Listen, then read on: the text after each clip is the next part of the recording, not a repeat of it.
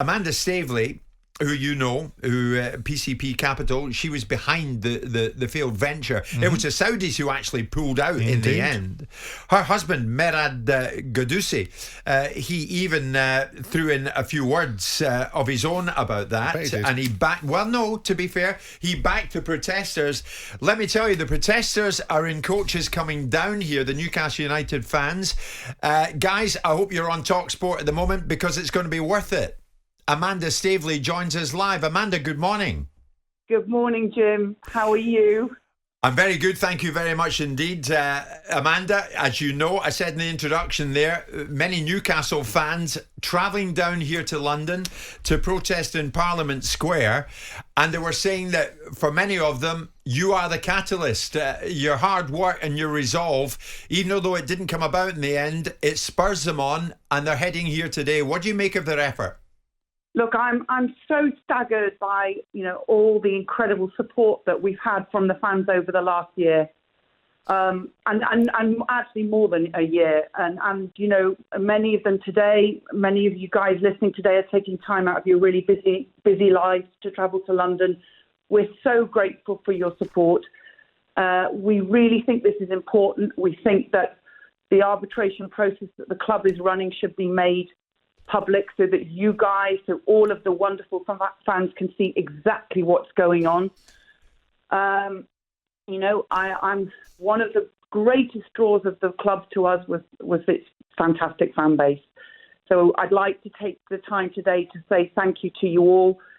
It's a special day because my baby cousin, Rosanna Staveley, is getting married. So I hope it's good luck to everybody. Yeah. And that's great. Amanda, this isn't over, is it? Something tells me that this is going to go on and on. Or is it over? I mean, a line hasn't been drawn under it yet, or has it? Where is your thinking? Because you put 2 years or more of your life into this.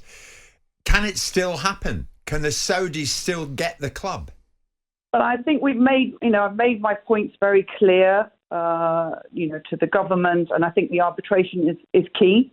And we want this transaction and want the club. We want very much to be able to invest in the club, invest in the North, invest in Newcastle, and there's no reason why that can't go ahead.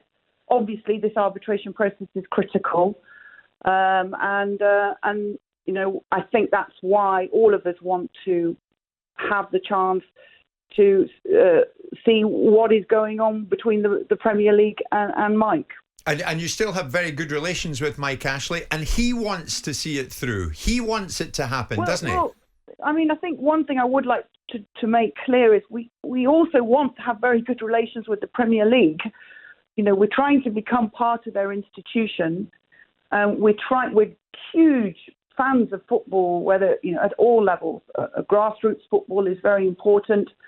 All clubs, all football with fans of. So we're very supportive of Mike, and we're hoping that we can be supportive of the Premier League. We would never have backed a Super League plan.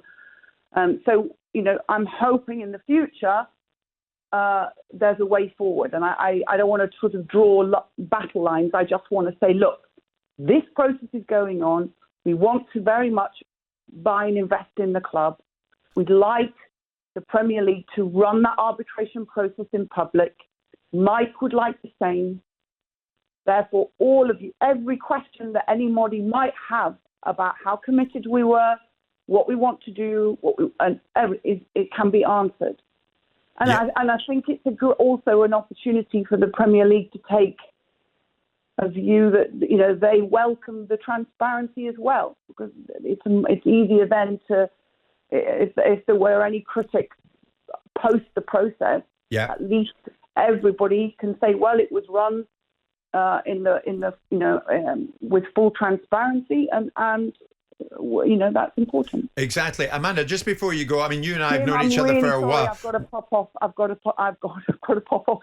Just before you go, I'll stretch you for 30 seconds. The man beside me, Simon Jordan, is with me. He looks at these things quite forensically. Just 1 point only from Simon. Here he is. Amanda, the arbitration process, I think you're absolutely right to drive it into the public domain as a matter of course, but you know as much as I do that it's got nothing to do with the government. The government have already made their position clear. It's got to do with the Premier League and the 20 clubs, of which Newcastle were one of, to change the rules. Sorry, Simon, you're saying it's not got nothing to do with it's... What are you saying? That it's not up the... What I'm saying is, as you know, the government have already responded through the DCMS saying it's nothing to do with them about the internal processes of the Premier League. It's for the Premier League to resolve that.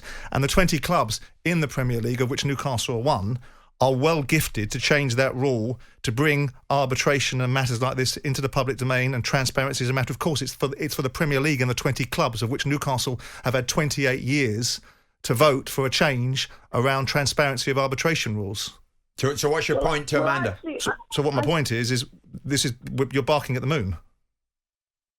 Simon, I think actually you're wrong, and I'll tell you why.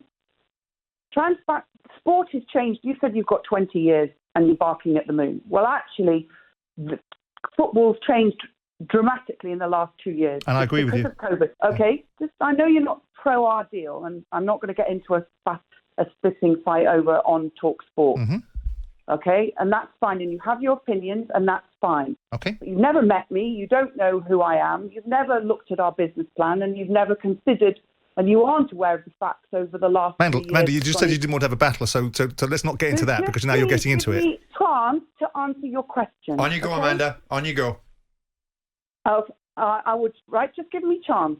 The Premier League have the right, you're right, to vote this. And that's what we might do. That's what we've asked to do. But there is a board. The Premier League is run by a board, and those boards are allowed to make decisions about how these processes run. Now, arbitration was a particular point on a particular point of law. It is not something that you can say is typical of the process that has been going on to do with sports arbitration over the last year. I'm on talkSPORT. Sorry, my husband's just said I'm going to be late. So if the Premier League can make that decision, you're right. The government have said this process should be transparent. They're supportive of it. Why don't you think, Simon, it should be? No, I do. But you've not listened. Tell me why. Amanda, you haven't listened.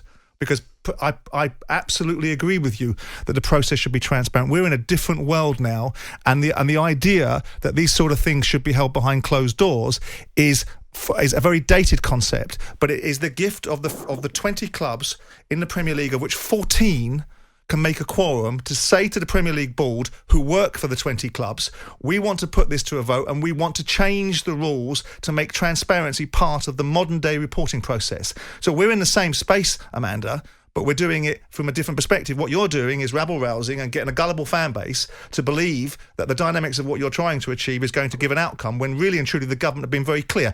Back to the Premier League, you go and resolve this.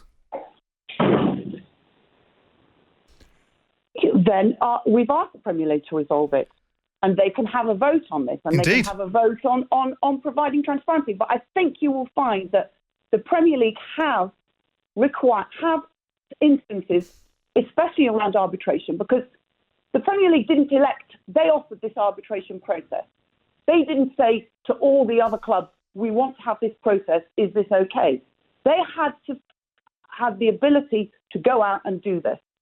It's a fundamental right of any club, isn't it, Amanda? All we're saying is we want this to arbitration.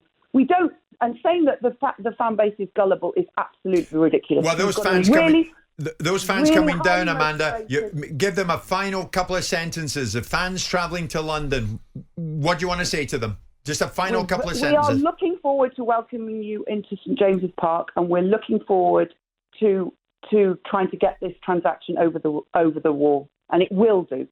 Are the Saudis still there, by the way, Amanda? Because they walked away. We've made our position clear, Jim, and thank you very much. And I wanted to take the opportunity to thank the fans and not have a chat with you. So are the Saudis still there, Amanda? Are the Saudis still wanting to do a deal? We are all there, Mr. Jordan. We are all passionate about Newcastle. All the consortium members are. I've made that very clear in my last 2 interviews, last week and the week before. And I've made it clear to Sky, and I've made it clear to Tyne Tees. So thank you very much, Jim. Thanks to the fans. I really, thanks, Jim. Amanda, Okay. thanks for your time. I appreciate it.